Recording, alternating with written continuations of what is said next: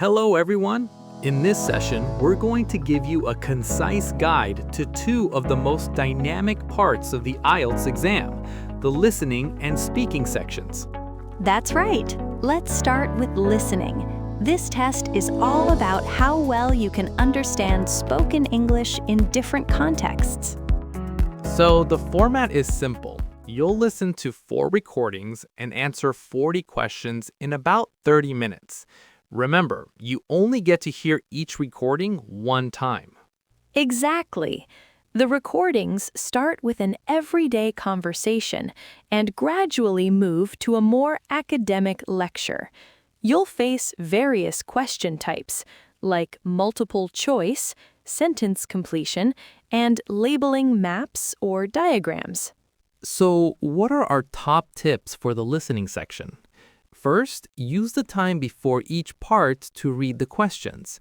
Underline keywords so you know what to listen for. A great tip also, if you miss an answer, don't panic. Just move on to the next question to avoid losing your place.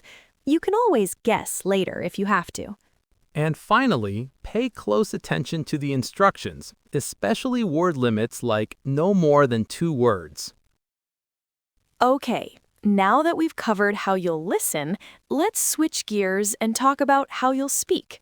The speaking test is a face-to-face conversation with an examiner. Right. It's a friendly interview that lasts 11 to 14 minutes and has 3 parts. Part 1 involves questions about familiar topics like your hobbies or hometown. The key here is to extend your answers. Give a reason or an example. Then comes part 2, where you're given a topic on a card and have 1 minute to prepare before speaking for 1 to 2 minutes. Our tip? Use the prep time to jot down key words, not full sentences. Part 3 is a discussion related to your Part 2 topic. The questions will be more abstract. Here, you should focus on developing your ideas, explaining your opinions, and supporting them. Throughout the test, you're assessed on 4 things: your fluency, your vocabulary, your grammar, and your pronunciation. So our final, most important tip is to relax and be confident. The examiner is trained to be encouraging. Treat it as a conversation, not an interrogation. Exactly. Practice these strategies and you'll be well on your way to success in both the listening and speaking tests. Good luck! Now, let's dive into some concrete examples to help you understand exactly what to expect. We'll start with listening examples. First, here's a form completion example. Imagine you're listening to someone booking a hotel room. You might hear, "Hi, I'd like to book a room for May 15th. My name is Sarah Johnson. That's Johnsson. I'll be staying for 3 nights. You can reach me at 555-0123.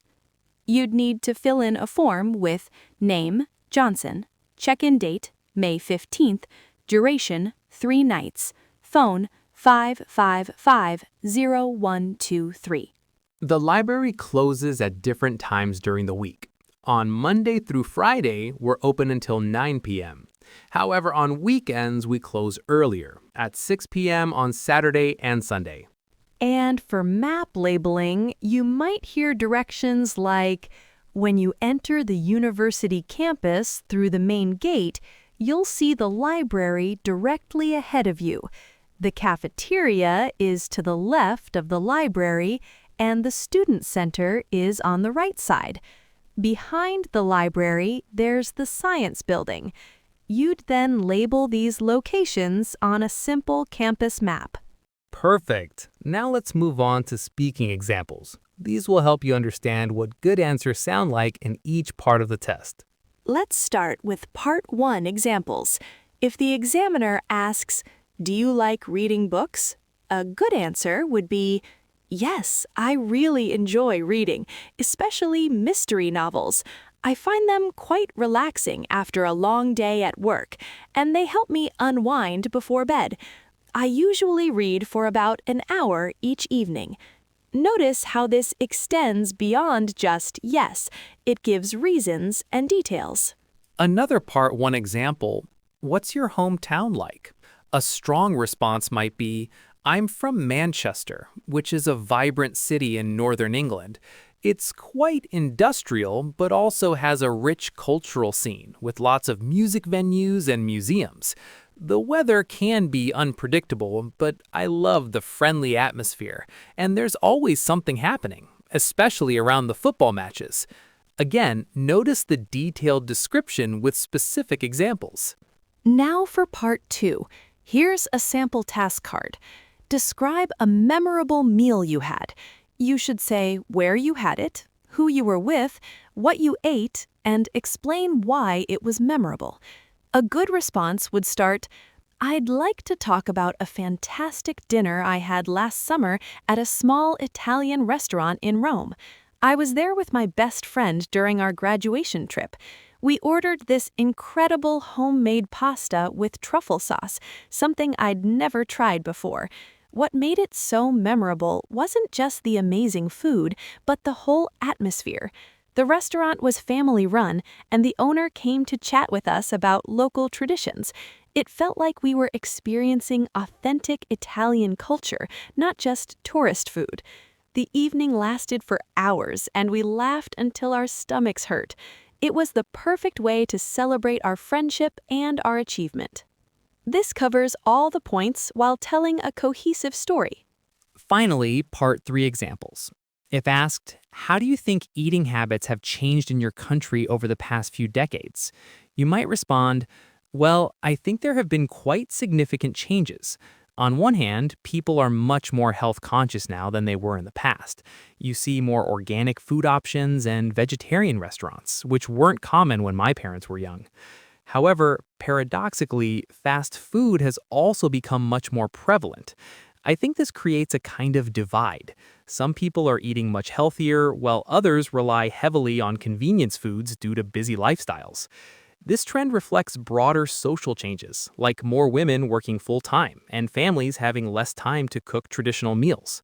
And one more part 3 example. Do you think traditional cooking methods will disappear in the future? A thoughtful answer could be, that's an interesting question. I don't think they'll completely disappear, but they might become more specialized. For everyday cooking, I believe technology will continue to dominate, things like microwave meals and food delivery apps.